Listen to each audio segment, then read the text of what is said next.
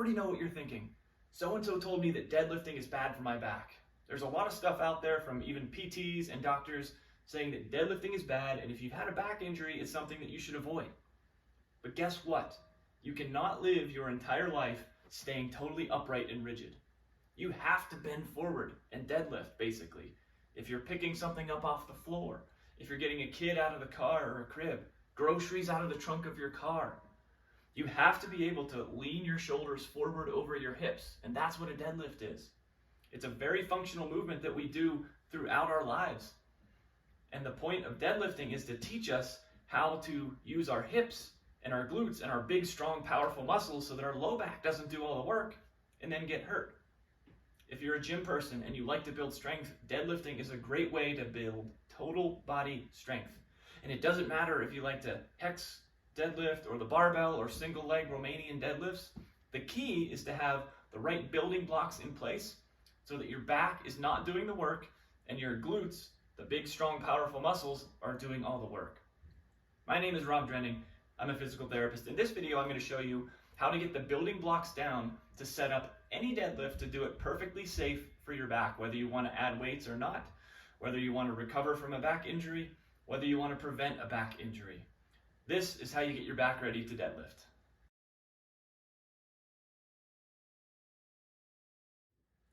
Okay, all you're going to need right now to get your back ready to deadlift is a stick of some kind. I have a piece of PVC pipe here. You can use a cane, a broomstick, a ski pole. It doesn't matter. Anything you have that's long and straight. What we're going to do is teach your body how to do the deadlift motion, whether you want to do that as an exercise or whether you just need to learn how to do that as a functional movement to lift kids or whatever. This is extremely, extremely important for back health. So what we're going to do is we're going to take the stick and I'm going to put it along your back. It's going to touch the tailbone. It's going to touch somewhere between the shoulder blades. And then what we want to do is I'm going to hold the stick in the small of my back. I'll try to pull my shirt and my other arm out of the way so that my fingers are right there. They're going to maintain that space in the arch of your back. And what you're going to do is unlock the knees, just bend them just slightly, and then you're going to bend forward, trying to maintain that space where your hand is. And now you also want to maintain those two contact points on the tailbone and the shoulder blades. If you're bending forward, then the stick is going to arch off either the tailbone or it's going to lift off one of those two spots. So that's the goal here that we're starting out with this stick. I'm going to, again, pull my shirt so you can see that space. Knees unlocked. I'm going to bend forward slightly from the hip, maintaining that space where my fingers are. Now, if you're bending and you're starting to feel pressure from your back come into your fingers, then that means you're starting to flex and round out your back. That's what we want to avoid. So we're going to bend forward as far as you can go. You might feel the hamstrings start to tighten up. That's where you'll stop and come back up. So that's the key with this. 2 feet, unlock the knees, have this stick. You need that tactile feedback right now. And you're going to arch the back, bend forward, maintain that space where your fingers are. You know it's not going well if the stick is lifting off one of those two contact points or if your back is pushing out into your fingers. If you do that and you're going down and you feel that happening, try to reset it, regain that space, and go forward. If you can't reset it, then come back upright and start again. You're going to go in whatever range that you can control. You might notice when you first start doing this early on that your back is wanting to flex right away. That's the most common movement pattern I see in the clinic, especially if you've had back pain before. But this stick will help train your brain to know when the back is staying still and we're moving from the hip instead, hinging right from that hip. We're just going to start with this on 2 legs. If you're feeling like you're getting the hang of that, 15, 20 reps, repeating it often, it just takes a little while to get that movement pattern down. What you're going to do then is do the same thing, but standing on 1 leg. You might not go as far, but your goal is to maintain that space. And then you're going to move to the other leg. Keep that space where your finger is, going forward just like that. All you're doing with the stick is retraining that movement pattern. What you want to do then is when you feel like, okay, you can get into that position and right away you're good, you don't need the stick.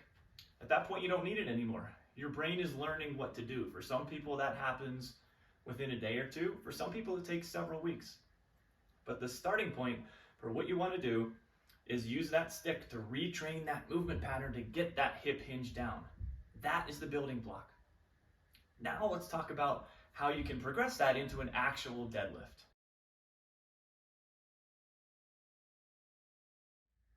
Okay, so you've mastered the building block, you've used the stick, you've gotten that feedback to your brain. Now you know how to hinge from your hips, and you know when your back is stabilizing, and you can feel what the difference is when it's flexing versus when it's supported. So let's take it to the next step.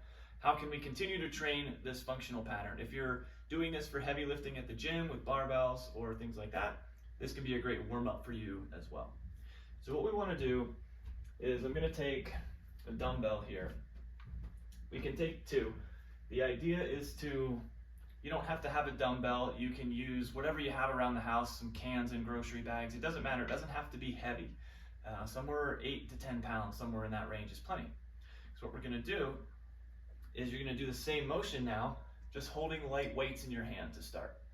You're going to relax the knees, keep the back straight, hinge forward from the hip. Now, as you do that, you want to relax your arms. Just let them dangle forward. They're just transferring the weight of the dumbbell to your hips. Okay? You don't want to be holding them back here. That's not going to do anything for your legs. Back straight, hinge from your hips. Let the dumbbells come forward. They should stop right about the knees. When you're at the gym with barbells, that's the point when the knee bend comes in a little bit. That's about the range that you're looking for, but you can go as far as you feel comfortable going, where you feel like your back is still straight, just like you practiced with the stick. So you should know right about where that range is. 2 legs is good, but single leg is even better. It's called a single leg Romanian deadlift to most people, but it retrains how we normally move, because we don't typically go with 2 feet equal. We'll bend down to pick something up on one leg, things like that. So this is a great exercise as well. It incorporates a lot more balance and a lot more hip stability. So we're going to move to the single leg version. I'm going to show you that right now. So you're going to hold the dumbbell opposite to the leg that you're standing on. So right now, I'll stand on my left leg so I can show you better. I'm going to hold the dumbbell in my right hand. And I'm going to do the exact same motion. I'm going to go forward, my knees unlocked. I'm going to start by going forward. Oops, I knocked over my bar there. I'm going to go forward, keeping my back straight, just hinging from the hip, and my arms just dangling to transfer the weight to the dumbbell. Your goal is to keep your back level here. You don't want to be rotating back. You don't want to let it drop. You want your hip, pelvis, and back to stay level and be parallel to the floor as you go forward. That's why you hold the weight opposite to the leg that you're standing on. If you hold it on the same side, the weight will tend to pull you into rotation like that. That's not going to use the glutes, the hamstrings, all of those muscles that we're trying to get stronger. Okay? You can go as heavy of a weight as you want, as long as you feel like you're in control, you're maintaining that good technique.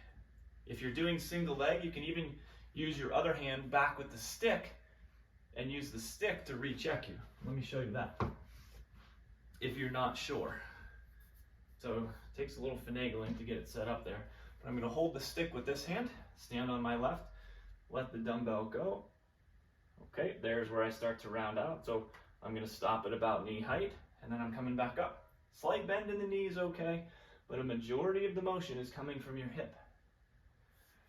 If you're doing that and you need to hold on to something for balance purposes to get the hang of the motion, that's okay too.